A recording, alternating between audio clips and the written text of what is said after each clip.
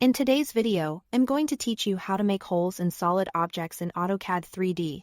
We will walk through a simple, reliable workflow that uses AutoCAD's subtract command to remove material from one solid using another. This is the standard way to create clean, precise holes.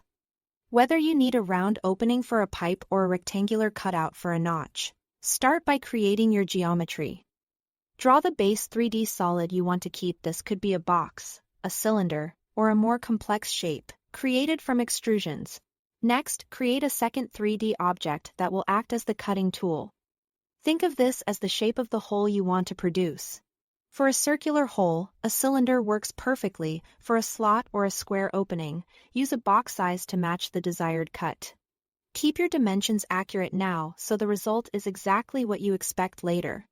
Once both solids exist, position the cutting tool precisely through the area where you want the hole. Use the Move or 3D Move command so you can control the tool in all three axes.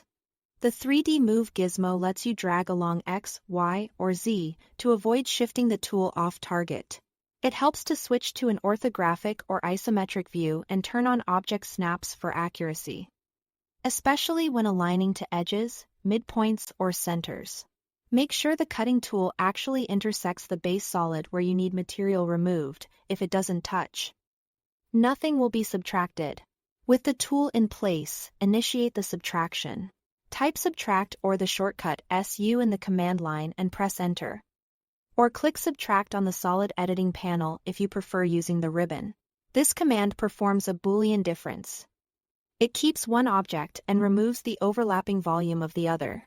When prompted, first select the object you want to keep the base solid and press enter to confirm that choice. Selection order matters here. Pick the solid that should remain intact as your final part. Next, select the cutting tool or tools you want to remove and press enter again. AutoCAD subtracts those volumes from the base, and the cutting tool objects themselves are deleted as part of the operation. You should now see clean holes in your solid. Orbit around the model or switch visual styles to confirm the cut goes exactly where intended. That's all to it. Thanks for watching.